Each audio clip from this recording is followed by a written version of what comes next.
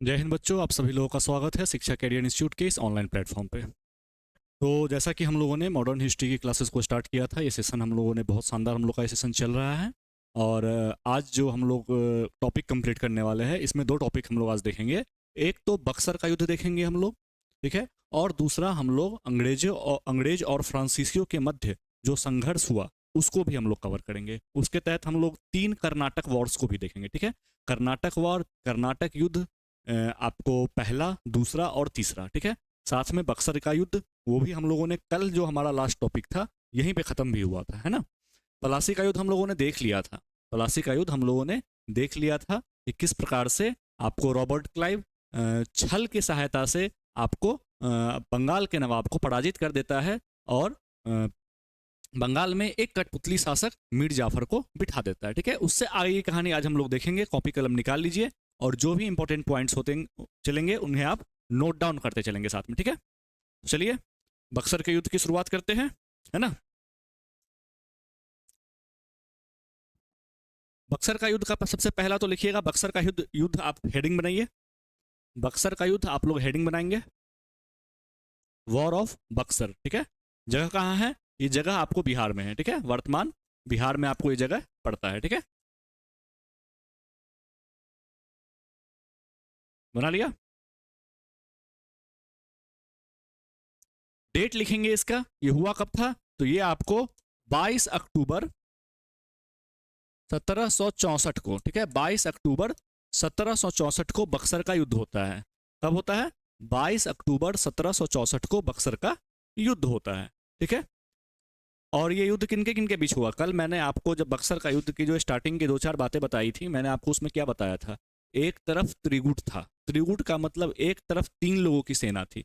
कौन कौन? अवध के नवाब सुजाउद्दौला, ठीक है, मुगल बादशाह शाह आलम द्वितीय, और बंगाल का जो निष्कासित नवाब था वो कौन? मीर कासिम। तीनों एक तरफ थे और दूसरी तरफ अंग्रेजों की तरफ से कौन थे? हेक्टर मुनरो थे। तो लड़ाई किनके किनके बीच थी? ये लड़ाई किनके किनके बीच थी? सबसे पहले तो आप हेडिंग डालिएगा बक्सर का युद्ध, ठीक है। बक्सर का युद्ध, ठीक है। हुआ कब था? तो 22 अक्टूबर 1764 में, ठीक है। 22 अक्टूबर 1764 में होता है। एक साइड कौन है?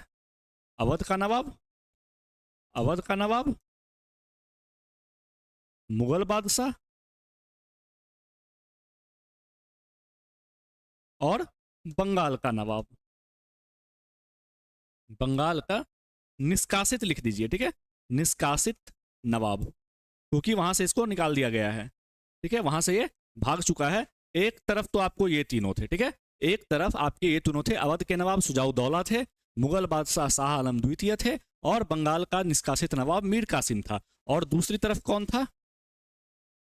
आपका हेक्टर मुनरो, ठीक है। अंग्रेजों की तरफ से कौन लड़ रहा था? Hector Munro. इसका नाम लिख लीजिएगा आप लोग।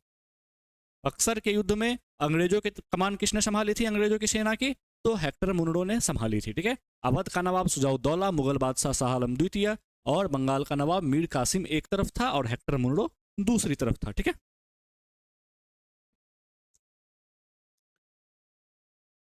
अंग्रेजों की सेना का नेतृत्व हेक्टर मुनरो कर रहे थे, वहीं दूसरी तरफ अवध के नवाब शाह आलम द्वितीय और मीर कासिम की सेना एक तरफ से लड़ रही थी, ठीक है। बक्सर के युद्ध में अंग्रेजी कंपनी की जीत होती है। जीत किसकी होती है? तो अंग्रेजी कंपनी की होती है। जीत किसकी होती है? तो अंग्रेजी कंपनी इसमें जीत जाते हैं। हेक्टर मुनरो की सेना इसमें जीत जाती है, ठीक है। हेक्टर मुनरो की सेना इसमें जीत जाती है, ठीक है। जीत जाती है, ठीक है।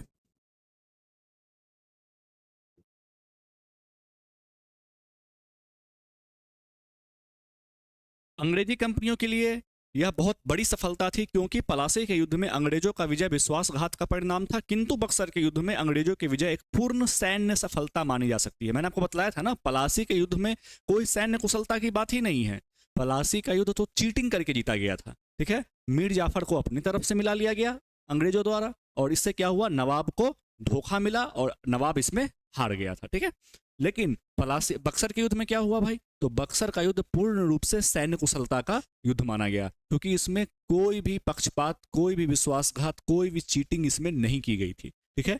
एक तरफ से आपको ये तीनों लोग थे शामिल और एक तरफ से अंग्रेजों की सेना शामिल थी, ठीक है। ये युद्ध हुआ और इस युद्ध ने डिसाइड कर दिया कि अब पूरी तरह से, ठीक है, अंग्रेजों का शासन चलेगा, क्योंकि आपका एक बड़ी ताकत मुगल बादशाह वो भी हार गया, बंगाल जिसमें बंगाल बिहार उड़ीसा तीनों शामिल था उसका भी शासक हार गया, अवध इतना बड़ा प्रोविंस था उसका भी शासक हार गया। तो ये तो क्लियर हो गया कि अब भारत पर शासन किसका होगा, ठीक है। तो इस तरह से ये पूरी तरह से एक सैन्य कुशलता मानी जा सकती है। इस युद्ध में विजय के पश्चात अंग्रेजों को चुनौती देने वाला दूसरा कोई नहीं बचा, ठीक है, मैंने आपको कहा कोई नहीं बचा अब, क्योंकि बड़े बड़े 3 राजा आपके एक साथ हार गए, तो सीधी सी बात है भाई, अब कौन ही चुनौती देगा, ठीक है। आगे बढ़ते हैं। अब होगी इलाहाबाद की संधि। कोई भी युद्ध यदि समाप्त होता है तो संधि होती है, ट्रीटी होती है। क्या होती है? ट्रीटी होती है, संधि होती है। अब बताइए, एक पक्ष अंग्रेजों का है और एक तरफ ये तीनों हैं, ठीक है, ये तीनों हार चुके हैं, तो क्या ये संधि बैलेंस संधि होगी? बिल्कुल नहीं, ये संधि बैलेंस संधि नहीं होगी। क्यों नहीं होगी? क्योंकि अंग्रेज यहां पर शासन करने आए थे, अंग्रेज यहां पर व्यापार करने आए थे। वो इसलिए नहीं जीत रहे थे कि वो आपको वो कर देंगे, क्या कहते हैं उसे, आपको टीच करने आए हैं, आपको सभ्य बनाने आए। ऐसा अंग्रेज कहते हैं कि हम लोगों ने भारत को गुलाम नहीं बनाया था, हम लोग तो भारत के वासियों को सभ्य करने आए थे, ये असभ्य थे। लेकिन ऐसा नहीं है, वो आपका शोषण करने आए थे, ठीक है। तो जो संधि होगी वो भी क्या होगी? वो भी दमनात्मक संधि होगी, ठीक है। वो बहुत पोलाइट संधि नहीं होगी, वो कोई बैलेंस संधि नहीं होने जा रही है, ठीक है ना। तो अब क्या होगी? इलाहाबाद की संधि होगी। आइए इलाहाबाद की संधि के बारे में कुछ चीजें देखते हैं। इलाहाबाद की 2 संधि होती है, ठीक है। इलाहाबाद की आपको 2 संधि होती है, और इलाहाबाद की संधि लिखिएगा, इलाहाबाद की, ठीक है ना। हाँ, इलाहाबाद की संधि टॉपिक है। इलाहाबाद की संधि में आप लोग लिखेंगे, इसमें 2 संधि होती है, ठीक है। प्रथम जो होता है, और इलाहाबाद की संधि के लिए क्लाइव को बुलाया जाता है, वही क्लाइव जो प्लासी के युद्ध में सेना का बागडोर संभाला था, ठीक है। प्रथम संधि जो होती है क्लाइव और मुगल बादशाह के बीच में होती है, क्लाइव प्लस मुगल बादशाह के बीच में होती है, ठीक है।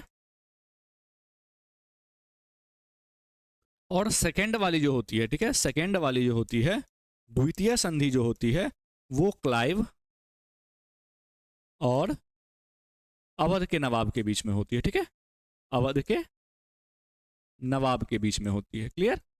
तो ये 2 संधि होती है इलाहाबाद की, ठीक है। आइए इसके बारे में कुछ डिटेल्स में चीजों को देखते हैं। इलाहाबाद की प्रथम संधि, इलाहाबाद की संधि के लिए रॉबर्ट क्लाइव को भेजा गया, ठीक है, इनका नाम लिख लीजिएगा। इलाहाबाद की संधि में अंग्रेजों की तरफ से कौन शामिल हुए थे? तो रॉबर्ट क्लाइव शामिल हुए थे। प्रथम संधि 12 अगस्त 1765, डेट याद रखिएगा, प्रथम संधि का डेट आप लोग याद रखेंगे 12 अगस्त, ठीक है, 12 अगस्त 1765। डेट मत भूलिएगा, बहुत इंपॉर्टेंट हो जाते हैं वनडे एग्जाम्स के लिए, ठीक है ना। तो डेट्स मत भूलिएगा, 12 अगस्त 1765 को आपको इलाहाबाद की प्रथम संधि होती है। और एक तरफ कौन थे? एक तरफ तो क्लाइव थे और एक तरफ मुगल सम्राट शाह आलम द्वितीय थे, ठीक है। इस संधि के तहत अब क्या क्या बातें हुई? इस संधि के तहत आपको 2 बातें होती है, ठीक है। इस संधि के तहत आपको 2 बातें होती है। वो 2 बातें क्या थी भाई? पहली बात जो होती है वो होती है बंगाल प्लस बिहार प्लस उड़ीसा की जो दीवानी होती है, ठीक है। अब जो भी टैक्स आएगा वो अंग्रेजों को मिलेगा। बंगाल, बिहार, उड़ीसा, ये तीनों तरफ से जो भी टैक्सेशंस आएंगे, टैक्स के पैसे आएंगे, ठीक है, रेवेन्यू जनरेट होगा, वो किसको मिलेगा? अंग्रेजों को मिलेगा, ठीक है। इन तीनों क्षेत्र में मुक्त व्यापार, ठीक है, मुक्त व्यापार की छूट मिल गई कि मतलब आप व्यापार कीजिए, खुला व्यापार कीजिए, आपको कोई टैक्स देने की जरूरत नहीं है, आपको कोई टैक्स देने की जरूरत नहीं है, आप मुक्त व्यापार कर सकते हैं इन तीनों क्षेत्र में, बंगाल, बिहार, उड़ीसा के क्षेत्र में, ठीक है। तो ये बातें आपको प्रथम संधि के तहत होती है, ठीक है। इस संधि के तहत मुगल सम्राट शाह आलम द्वितीय ने बंगाल, बिहार, उड़ीसा की दीवानी अंग्रेजों को सौंप दी, ठीक है। पहली बात तो ये हुई, अंग्रेजों को सौंप दी। तो प्रथम संधि में लिखिएगा क्या हुआ था? बंगाल, बिहार, उड़ीसा की दीवानी अंग्रेजों को सौंप दी गई। दूसरी बात, सम्राट को 26 लाख रुपए का वार्षिक पेंशन, सम्राट को 26 लाख रुपए सालाना, ठीक है। सम्राट को कितना दिया गया? 26 लाख रुपए, ठीक है, 26 लाख रुपए आपको सालाना मिलेगा, ठीक है। एक साल में 1 ईयर में आपको 26 लाख रुपए दे देंगे हम एक बार में, और आपको जो उससे करना है कीजिए। बाकी बंगाल, बिहार, उड़ीसा से जितना पैसा हम लोग जनरेट कर सकते हैं करेंगे, और वो सारा पैसा हमारा होगा, ठीक है। और साथ में हम लोग मुक्त व्यापार भी करेंगे, 1 रुपया नहीं देंगे आपको, ठीक है।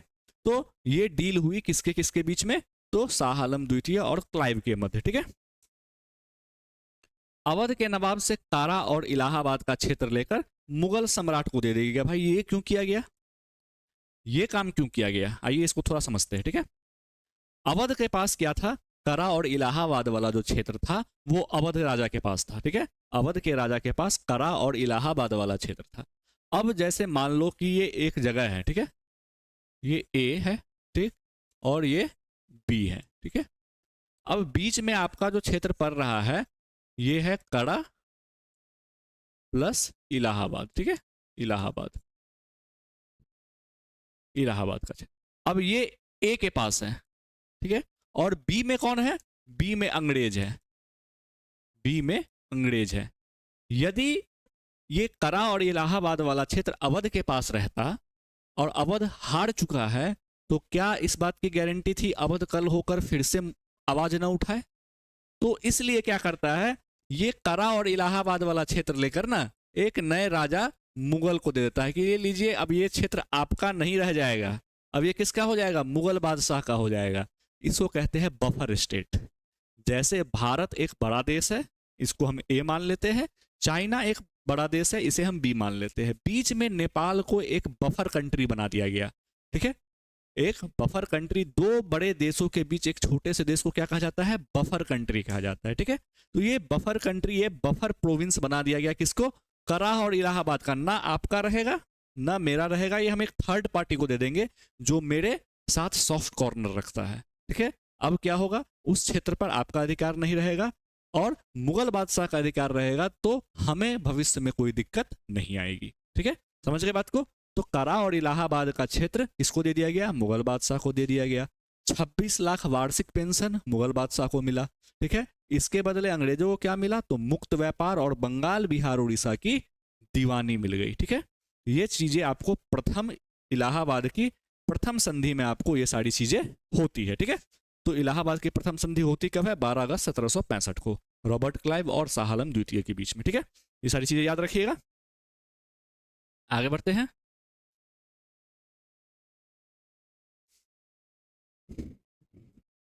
इलाहाबाद की दूसरी संधि कब होती है? 16 अगस्त 1765। वो 12 अगस्त को था, 4 दिन बाद 16 अगस्त 1765 को, ठीक है, इलाहाबाद की दूसरी संधि होती है, ठीक है। और इसमें ये किससे किसके बीच होती है? इलाहाबाद की जो सेकेंड ट्रीटी होती है ये किसके किसके बीच होती है? सेकेंड ट्रीटी ये होती है क्लाइव प्लस आपको अवध के नवाब, ठीक है। अवध के नवाब के मध्य ये संधि आपको होती है। कब होती है? तो 16 अगस्त 1765 को, ठीक है। 16 अगस्त 1765 को आपको ये ट्रीटी, ये संधि हो जाती है। क्लियर है? देखते हैं इसमें क्या क्या बातें कही गई हैं।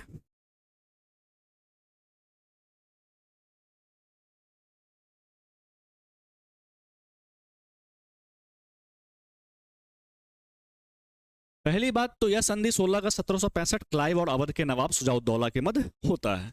नवाब के द्वारा कंपनी को 50 लाख रुपए हर्जाना तो भुगतना पड़ेगा भाई, ठीक है। युद्ध हमारा कासिम से चल रहा था, बीच में आप कहां से आ गए, तो आपको अब हर्जाना मतलब आपको फाइन देना पड़ेगा। क्या देना होगा? फाइन देना पड़ेगा। और फाइन कितना लगाया? तो फाइन लगाया आपको 50 लाख रुपए का। उस समय का 50 लाख रुपए समझ लीजिए कितना वैल्यू होगा, ठीक है। 50 लाख रुपए उस समय लगे थे, तो 50 लाख रुपए का हर्जाना। नवाब के खर्चे पर एक अंग्रेजी सेना अवध में रखी गई, ठीक है। दूसरी बात क्या हुई, मतलब कि खर्चा आप करेंगे, खर्चा अवध का नवाब करेगा, ठीक है। और सेना किसकी होगी? सेना होगी अंग्रेजों की। सेना किसकी होगी? सेना होगी अंग्रेजों की, ठीक है। खर्च कौन उठाएगा? तो खर्च उठाएगा नवाब, खर्च उठाएगा नवाब, ठीक है, खर्च उठाएगा नवाब। जिससे ये चीज की क्यों गई? कि यदि आप कुछ भी गड़बड़ यदि करते हैं तो हमारे सेना का नजर आप पे होगा, ठीक है। कल को आप यदि कुछ भी करेंगे तो हम नजर रखेंगे आप पे भाई, ठीक है। और तीसरी बात कि अवध में मुक्त व्यापार, ठीक है, अवध के क्षेत्र में भी मुक्त व्यापार की छूट मिल गई, मुक्त व्यापार की छूट मिल गई, ठीक है, छूट, ठीक है। तो ये सारी चीजें आपको इलाहाबाद के दूसरी संधि के तहत होता है, ठीक है। आगे बढ़ते हैं। बंगाल में द्वैध शासन, अब क्या होगा, तो बंगाल में द्वैध शासन लगेगा, ठीक है। अब बंगाल में आपका द्वैध शासन लगेगा।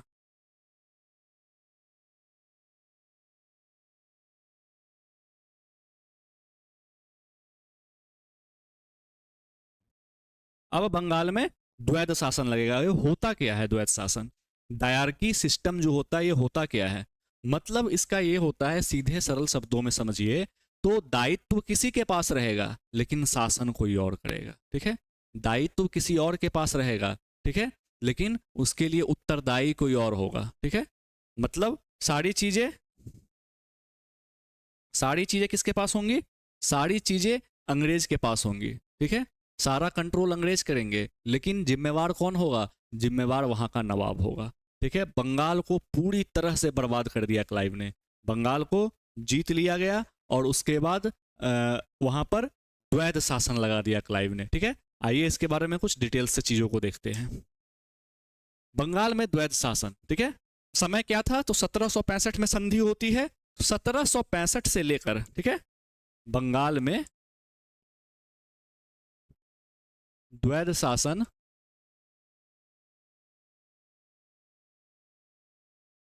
1765 से लेकर 1772 तक, ठीक है, 1765 से लेकर 1772 तक आपको ये चीज चलता है, ठीक है। शुरू किसने किया, तो शुरू किया इसको क्लाइव ने, शुरू किया क्लाइव द्वारा, ठीक है, शुरू किया इसको क्लाइव ने, ठीक है। शुरू किसने किया, शुरू इसको क्लाइव ने किया था, ठीक है। यह कार्य बंगाल में रॉबर्ट क्लाइव के द्वारा किया गया था। इस व्यवस्था के तहत प्रशासन, राजस्व वसूली और दीवानी न्याय का अधिकार कंपनी के पास, क्या किया, प्रशासन, ठीक है, प्रशासन,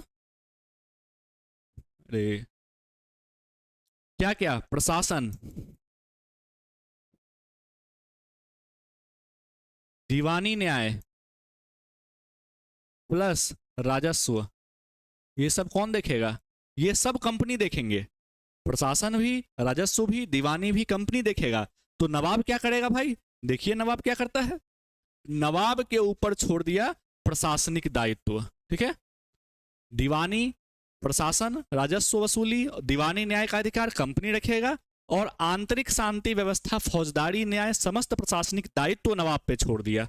क्या छोड़ दिया नवाब पे, तो नवाब पे दायित्व छोड़ दिया, क्या छोड़ दिया, तो अब जो भी आपका इंटरनल मामला होगा, ठीक है, फौजदारी मामला होगा, ठीक है, ये सारी चीजें कौन देखेगा, तो ये सारी चीजें और जितने भी दायित्व होंगे वो कौन देखेगा, तो नवाब देखेगा। मतलब पैसा अंग्रेज लेंगे लेकिन जो भी रूल रेगुलेशन होगा वो अंग्रेज देखेंगे, लेकिन इसके प्रति जिम्मेवार कौन होगा, तो जिम्मेदार भाई नवाब होगा।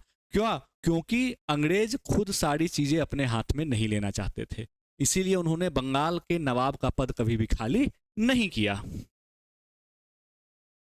कंपनी ने दीवानी कार्य के लिए बंगाल में मोहम्मद रजा खां, बंगाल में कौन किसको नियुक्त किया, बंगाल में मोहम्मद रजा खां को नियुक्त किया, बिहार में सिताब राय को नियुक्त किया और उड़ीसा में राय दुर्लभ को नियुक्त किया। तीनों नाम लिख लेंगे, बंगाल में रजा खां को नियुक्त किया, बिहार में सिताब राय को नियुक्त किया और उड़ीसा में राय दुर्लभ को नियुक्त किया कि टैक्स वसूलो, ठीक है। इसके पश्चात बंगाल में नवाब का स्वतंत्र शासन पूरी तरह से समाप्त हो गया, ठीक है।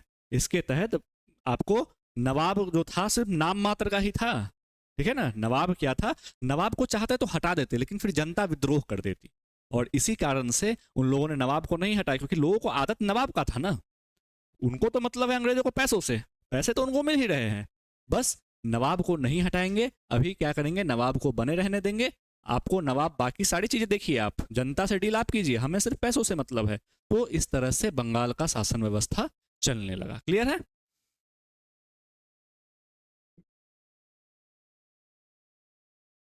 हाँ, तो बक्सर का युद्ध तो हम लोगों ने खत्म कर दिया।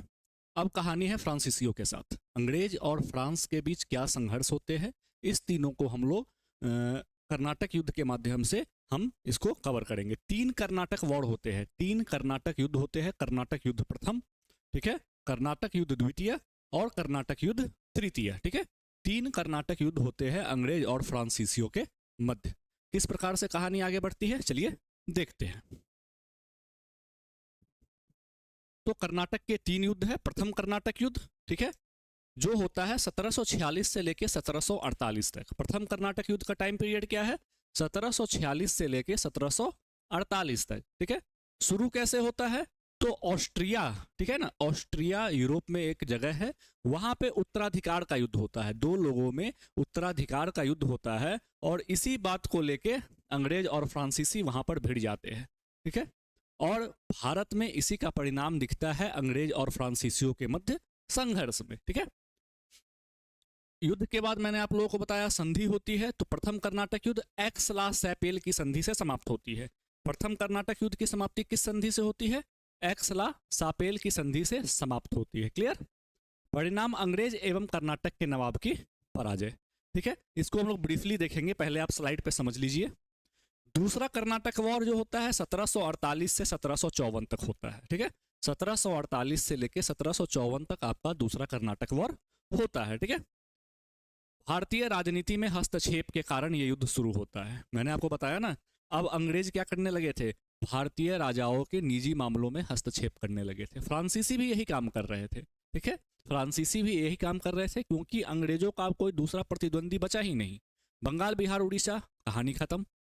प्लासी के युद्ध में कहानी खत्म। बक्सर के युद्ध में कहानी खत्म, ठीक है। पौंडीचेरी आपका पुर्तगाली समाप्त, डेनिश समाप्त, डच समाप्त। इकलौता फ्रांस बचा है और अंग्रेज बचा है। तो ये लोग क्या कर रहे थे, ये लोग राजाओं के निजी मामलों में हस्तक्षेप कर रहे थे और इसी बात को लेकर क्या होता है, सेकेंड वर्ल्ड आपका कर्नाटक वॉर स्टार्ट होता है, ठीक है। पौंडीचेरी के संधि से समाप्त होता है। सेकेंड वर्ल्ड वॉर पौंडीचेरी के संधि से समाप्त होता है। क्लियर। तीसरा कर्नाटक वॉर 56 से लेकर 63 तक चलता है, ठीक है। 56 से लेकर 63 तक आपका तृतीय कर्नाटक वॉर चलता है। क्लियर। और संधि कौन सी होती है, पेरिस की संधि। हमें पीटी के पॉइंट ऑफ व्यू से जो याद रखना है वो याद रखना है डेट्स, ठीक है। प्रथम कर्नाटक युद्ध का जो समय काल था, द्वितीय का और तृतीय का आपको डेट याद रखना होगा। कौन कौन सी संधि से कौन कौन सा कर्नाटक वार खत्म हुआ है आपको ये भी याद रखना होगा, ठीक है। इसकी पीडीएफ मैं आपको टेलीग्राम चैनल पर दे दूंगा, ठीक है। जो आप लोग अभी नोट डाउन कर रहे हैं वो करते रहेंगे, पीडीएफ आपको मैं टेलीग्राम चैनल पर दे दूंगा। क्लियर। आइए कहानी देखते हैं कैसे कैसे चीजें आगे बढ़ी। भारत आने वाले यूरोपीय कंपनियों में केवल फ्रांसीसी कंपनी ही बची थी जिसे अंग्रेज ईस्ट इंडिया कंपनीज के सामने मुसीबतें खड़ी कर दी थी। पुर्तगालियों को इन्होंने सफाया कर दिया, डचों का, डेनिस का, इधर बंगाल वगैरह सब कुछ क्लियर कर दिया इन्होंने। अब इकलौती कोई कंपनी बची तो वो बची थी फ्रांसीसी। अब इसे निपटाना था और अंग्रेजों को अपना प्रभुत्व स्थापित करना था। इन प्रतिस्पर्धाओं के चलते दोनों कंपनियों के मध्य 3 युद्ध हुए। कितने युद्ध हुए, टोटल 3 युद्ध हुए, जिसे हम लोग क्या किस नाम से जानते हैं, कर्नाटक युद्ध के नाम से जानते हैं, ठीक है। प्रथम कर्नाटक युद्ध 1746 से लेकर 1748 तक होता है, ठीक है। प्रथम का टाइम पीरियड क्या है, 1746 से लेकर 1748 तक, ठीक है। 1746 से लेकर 1748 तक जो चीजें मैं लिखूं उसे जरूर लिखिए क्योंकि लिखने से चीजें याद होती है, ठीक है। 1746 से लेकर 1747 तक आपका प्रथम कर्नाटक वार का समय काल था। इस युद्ध की पृष्ठभूमि की यदि बात करें तो यूरोप में दोनों शक्तियों के मध्य लड़े गए ऑस्ट्रिया के उत्तराधिकार के युद्ध से कहानी पहले ही शुरू हो चुकी थी। ऑस्ट्रिया में उत्तराधिकार का युद्ध हो रहा था। एक पक्ष को फ्रांस सपोर्ट कर रहा था, एक पक्ष को अंग्रेज सपोर्ट कर रहे थे, ठीक है। तो पृष्ठभूमि वहीं से रची जा चुकी थी। भारत में जो युद्ध जो होता है तो भारत में कोई ना कोई एक तो की पॉइंट होगा ना, कोई तात्कालिक कारण होगा, ठीक है, जो इस युद्ध को भारत में भी शुरू कर देता है। और वो कारण क्या था, तो एक अंग्रेज अधिकारी थे कैप्टन बर्नेट, ठीक है। कैप्टन बर्नेट क्या करते हैं, कुछ फ्रांसीसी जहाज पे अपना कब्जा कर लेते हैं और इसी बात से फ्रांसीसी नाराज हो जाते हैं और यहां पर भी युद्ध प्रारंभ हो जाता है, ठीक है। फ्रांसीसी और कर्नाटक के नवाब अनवरुद्दीन के मध्य लड़ा गया था। अनवरुद्दीन के दरबार में अंग्रेजी सेना का नेतृत्व कौन कर रहा था, तो कैप्टन बर्नेट कर रहा था, ठीक है। और कर्नाटक आपका समुद्र तट से सटा हुआ है। वहां पर एक फ्रांसीसी जहाज आती है जिसपे वो कब्जा कर लेता है और फ्रांसीसी क्या करते हैं, उसके बाद युद्ध की घोषणा कर देते हैं, ठीक है। और इस युद्ध में आपको कर्नाटक के नवाब अनवरुद्दीन हार जाते हैं। कर्नाटक के नवाब अनवरुद्दीन क्या करते हैं, हार जाते हैं, फ्रांसीसियों की जीत होती है। और इस जीत के बाद कोई भी युद्ध समाप्त होता है तो संधि होती है, ट्रीटी होती है। और प्रथम कर्नाटक युद्ध के समाप्ति के पश्चात आपको एक्स ला सापेल की संधि हुई। कौन सी? एक्स ला सापेल की संधि होती है और युद्ध समाप्त होता है, ठीक है। तो इन चीजों को लिख लीजिएगा। प्रथम कर्नाटक वार यदि आप देखें तो अप्रत्यक्ष रूप से तो फ्रांसीसी और अंग्रेज ही थे, लेकिन प्रत्यक्ष रूप से फ्रांस और अनवरुद्दीन जो कर्नाटक का नवाब था इसके मध्य लड़ा गया था, ठीक है। संधि कौन सी होती है? तो एक्स ला सापेल की संधि होती है। आगे बढ़ते हैं। सेकेंड कर्नाटक वार की यदि बात करें तो इस युद्ध की पृष्ठभूमि भारतीय परिस्थितियों ने तैयार की थी। कहानी बहुत ही शानदार है, ठीक है। हैदराबाद और कर्नाटक, ठीक है। हैदराबाद एक इमेज के थ्रू मैं आपको दिखाता हूं, ठीक है। ये आप इमेज देख पा रहे होंगे, हैदराबाद और कर्नाटक। हैदराबाद में दो लोग थे, नासिर जंग और मुजफ्फर जंग, ठीक है। नासिर जंग और मुजफ्फर जंग। और कर्नाटक में भी दो लोग थे, अनवरुद्दीन और चंदा साहेब। लड़ाई स्वाभाविक सी बात है, लड़ाई कुर्सी की है। लड़ाई किस चीज की है? कुर्सी की है। आज भी लड़ाई कुर्सी की ही है, ठीक है। उस समय भी लड़ाई कुर्सी की ही थी और नवाब बनने की थी। तो हैदराबाद में दो लोग थे, नासिर जंग और मुजफ्फर जंग। और कर्नाटक में दो लोग थे, अनवरुद्दीन और चंदा साहिब। एक तरफ आपका जो मुजफ्फर जंग था हैदराबाद में, इसको फ्रांस सपोर्ट कर रहा था और नासिर जंग को अंग्रेज सपोर्ट कर रहा था, ठीक है। मुजफ्फर जंग को कौन सपोर्ट कर रहा था? फ्रांसीसी सपोर्ट कर रहे थे। और नासिर जंग को अंग्रेज सपोर्ट कर रहे थे। वहीं कर्नाटक में अनवरुद्दीन को कौन सपोर्ट कर रहा था? तो अनवरुद्दीन को अंग्रेज सपोर्ट कर रहे थे, ठीक है। अंग्रेज सपोर्ट कर रहे थे अनवरुद्दीन को, ठीक है। और फ्रांसीसी किसको सपोर्ट कर रहे थे? फ्रांस सपोर्ट कर रहा था चंदा साहब को, ठीक है, चंदा साहब को। और कि हम तुमको गद्दी पे बिठा देंगे, हम तुमको गद्दी पे बिठा देंगे, ठीक है। और इस बात को लेके सेकेंड वर्ल्ड आपका कर्नाटक वॉर स्टार्ट हो जाता है, ठीक है। एक तरफ हैदराबाद के संस्थापक निजामुल मुल्क का पुत्र नासिर जंग और पोता मुजफ्फर जंग शामिल था, ठीक है, हैदराबाद में। दूसरी तरफ कर्नाटक में अनवरुद्दीन और चंदा साहब। मैंने आपको बताया कर्नाटक में अनवरुद्दीन और चंदा साहब थे। और आपके हैदराबाद में कौन कौन था? नासिर जंग और मुजफ्फर जंग था। दोनों यूरोपीय कंपनी ने अपना अपना पक्ष ले लिया, ठीक है। फ्रांसीसियों ने चंदा साहब और मुजफ्फर जंग का समर्थन किया, वहीं अंग्रेजों ने किसका समर्थन किया? तो नासिर जंग और अनवरुद्दीन का समर्थन किया, ठीक है। नासिर जंग और अनवरुद्दीन का समर्थन किया। क्लियर है? इस युद्ध में एक तरफ अनवरुद्दीन मारा गया और दूसरी तरफ नासिर जंग मारा गया। मतलब अंग्रेज के जो दोनों पक्ष थे दोनों हार चुके थे, ठीक है। अंग्रेजों ने जिस दिन पक्षों का साथ दिया था, ठीक है, अंग्रेज यहाँ किसका साथ दे रहे थे? तो यहाँ नासिर जंग का साथ दे रहे थे। यहाँ नासिर जंग हारता है, मुजफ्फर जंग जीत जाता है, ठीक है। और इधर कौन? इधर आपका अनवरुद्दीन हारता है और चंदा साहब जीत जाते हैं, ठीक है। तो आप भी ऐसा एक डायग्राम बना लीजिएगा और गोले में सिर्फ नाम लिख लीजिएगा, तो आपको मेमोराइज करने में आसान होगा, कंफ्यूजन नहीं होगा, क्योंकि नाम बहुत सारे हैं, ठीक है। तो इस तरह से आपको दोनों जगह अंग्रेज हैदराबाद में भी हारते हैं और कर्नाटक में भी हार जाते हैं, ठीक, आपको हार जाते हैं। इस युद्ध में जब अंग्रेजों की पराजय और फ्रांसीसियों की जीत हो जाती है तो मुजफ्फर जंग फ्रांसीसी गवर्नर डुप्ले को पौंडीचेरी का क्षेत्र देता है, ठीक है। उस समय फ्रांस का गवर्नर कौन था? डुप्ले था, ठीक है, डुप्ले था। और इस जीत से खुश होकर मुजफ्फर जंग क्या करता है? आपको पौंडीचेरी का क्षेत्र फ्रांसीसियों को दे देता है। क्लियर? और अब एंट्री होगी रॉबर्ट क्लाइव की, ठीक है। अब किसकी एंट्री होगी? रॉबर्ट क्लाइव की। वही रॉबर्ट क्लाइव जो 1757 में प्लासी के युद्ध में भाग लेता है, ठीक है। प्लासी के युद्ध में भाग लेता है। बहुत ही चतुर, बहुत ही चालाक, बहुत ही डिप्लोमेटिक व्यक्ति था ये, ठीक है। और अब ये फ्रांसीसियों की बैंड बजाएगा। क्या करेगा? फ्रांसीसियों से बदला लेगा, ठीक है। और फ्रांसीसियों का सफाया इस तरह से करेगा कि कभी फिर दोबारा फ्रांसीसी उभर कर नहीं आ पाते हैं। द्वितीय जो आपका कर्नाटक वॉर होता है उसकी संधि है पौंडीचेरी की संधि, लिख लीजिएगा। सेकेंड कर्नाटक युद्ध किससे समाप्त होता है? पौंडीचेरी की संधि। फ्रांसीसियों का पलड़ा भारी और अंग्रेजों का पलड़ा नीचा। लेकिन इसी समय क्लाइव नामक, रॉबर्ट क्लाइव नामक एक व्यक्ति की एंट्री होती है, ठीक है, ठीक है। और उसने क्या किया? स्थितियों को बदल के रख दिया। आइए देखते हैं क्या क्या चीजें होती है। अब होगा थर्ड कर्नाटक वॉर। अब क्या होगा, थर्ड कर्नाटक वॉर।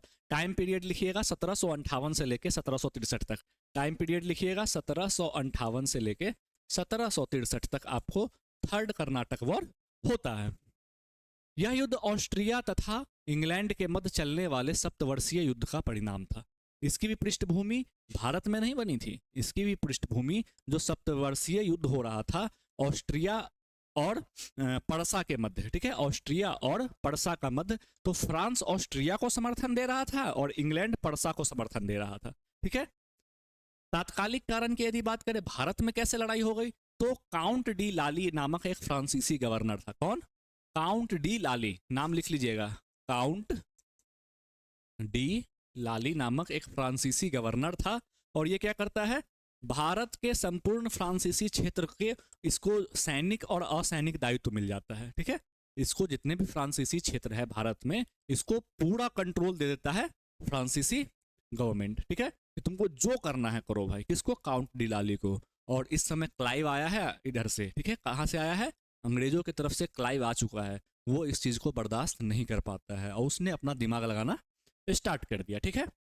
जो राजा रजवाड़ों को जिसने नवाब की कुर्सी पर बिठाया था फ्रांसीसियों ने, वो क्या करता है, षड्यंत्र रचता है, ठीक है। षड्यंत्र रचता है और उन सभी की हत्या करवा देता है। षड्यंत्र रचता है, सबको आपस में लड़वा देता है, सभी की हत्या करवा देता है।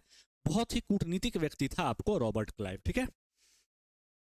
1760 में आपको आयरकूट के नेतृत्व में वॉन्डीवॉस की लड़ाई होती है, ठीक है। तो वॉन्डीवॉस की लड़ाई किसके किसके मध्य होती है, तो याद रखिएगा वॉन्डीवॉस की लड़ाई किसके किसके मध्य होती है।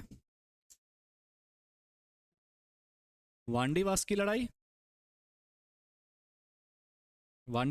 लिख लीजिएगा, अंग्रेज और फ्रांसीसी, ठीक है।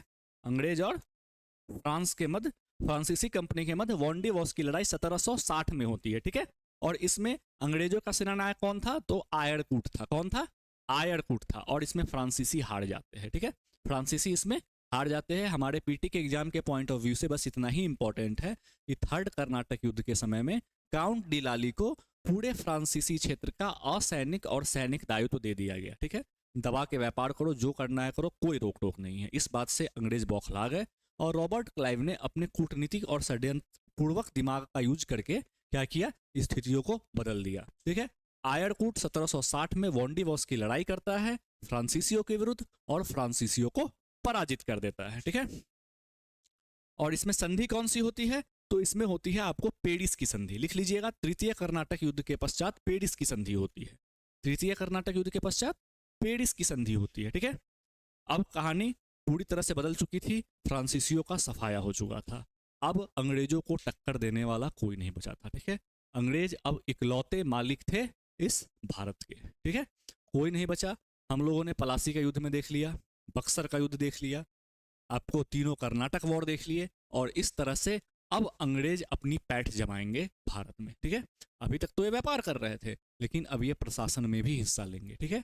अब ये राजा रजवाड़ों के निजी मामले में भी दखलंदाजी करेंगे और इस तरह से ये भारत को 150 साल तक गुलाम बना के रखते हैं और भारत का पूरी तरह से शोषण करते हैं, ठीक है।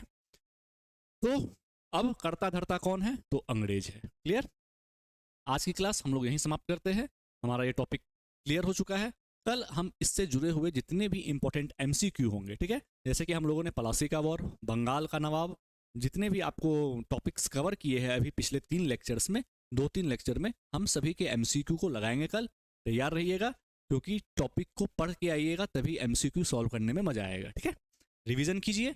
कल हम लोग मिलते हैं नए क्लास के साथ, MCQ सेशन के साथ, और क्वेश्चनों का धुआं उड़ा देंगे, ठीक है। तब तक के लिए पढ़ाई कीजिए। जय हिंद।